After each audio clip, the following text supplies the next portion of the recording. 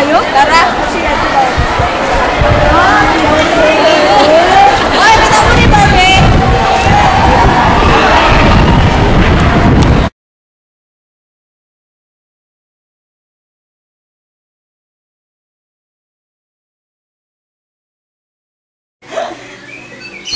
Tuloy kayo!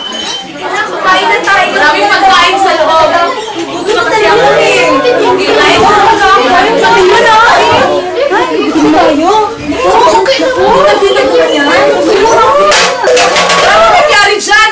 Hindi ka ba nag-iingat? Umanhin po. Ako na nga, ang tama-tama. Ang tama-tama ba? Ang talaga? Oo!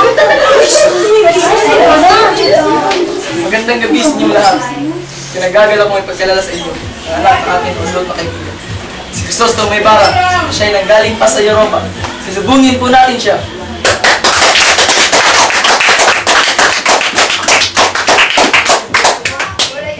Aba, ang kura ng kaibigan ng matalik kong ama. Pagpatawag niyo po ang aking kamalian. Hindi ka naman nagkakamali, ngunit kahit kailan di ko naging kaibigan ang iyong ama. Anak ka ni Ginoong Rafael? Oo, ako nga po. Mabuti naman at nakarating ka ng ligtas. Magandang gabi mga bilibili. Magandang gabi.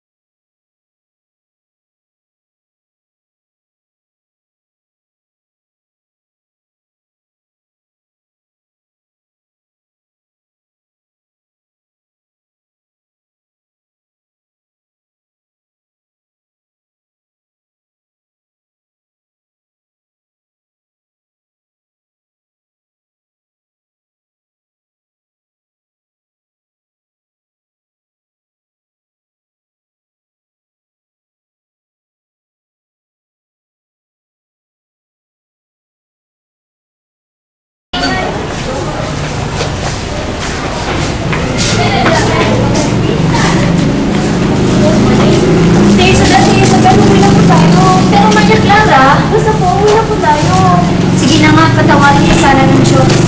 Patawarin po ako ng Diyos. Dali na po.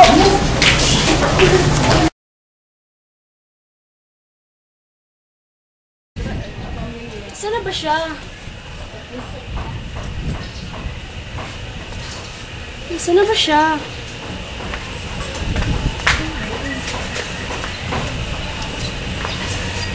Tao po. Sino sila? Crisostomo Ibarra po. Sino kang hinahanap mo? Nandyan po ba si Maria Clara? Maria Clara, may naghahanap sa'yo. Sino po, Tia Isabel? Crisostomo Ibarra ang pangalan. Halika, Iyo. Pasok muna tayo. Salamat po. Dito ka muna. Dito ka muna. Patawagin ko muna siya sa kanya si Maria Clara! Maria Clara! Ano bang ginagawa mo dyan? Bakit ang tagal mo? May naghahanap sa'yo. Halika ka na nga. Mayroon po, Tia Isabel. Sige, maiwan ko muna ka na. Lumabas na tayo. Tara.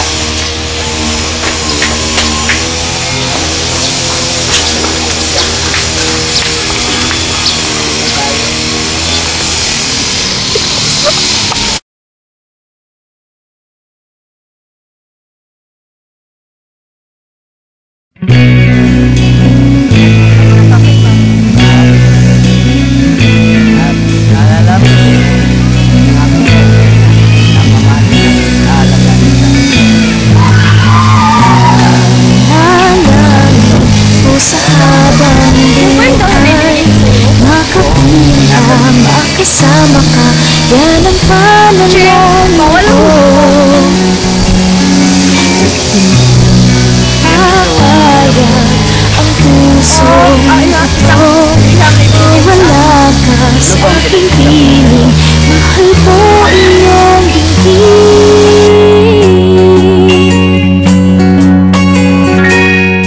At wala nang iba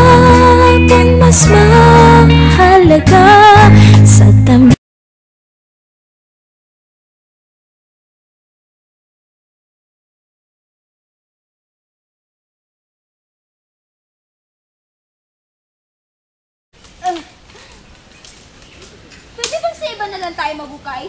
Nakakadiri dito eh. Dito na lang. Bakit ba? Tingnan mo nga buto ng patay o dumudugo pa. Basta nakakadiri. Huwag kang maselan. Nung isang gabi nga, may hinukay akong patay dito. Ang baho-baho, tas umuulan pa nun. Bahala ka. Dorot, tas na kayo. Magandang gabi po. May nakita po ba kayong untod ng patay at may bulaklak na may malaking ulo? Ano daw?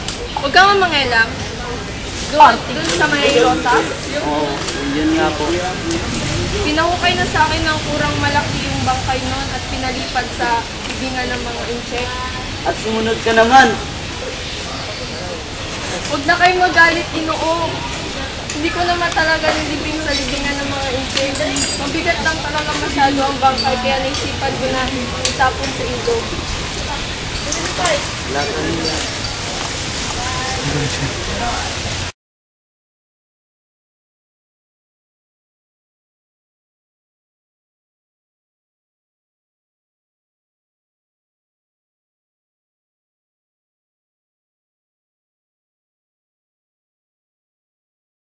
Papa, gabing-gabi na. Baka nag-aalala na si nanay. Huwag ka mag-alala. Crispin, away pa rin kayo. Pero kailangan natin bayaran yung gintong pinagbintang sa atin. Wala akong pera. Hoy, Crispin! Di ba sabi ko sa'yo na patutunugin mo yung kapanan ng sunod-sunod?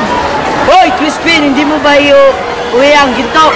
Halika na nga dito. Paliwanag ka sa akin dito. Papatayin na Paliwanag ka ako. doon.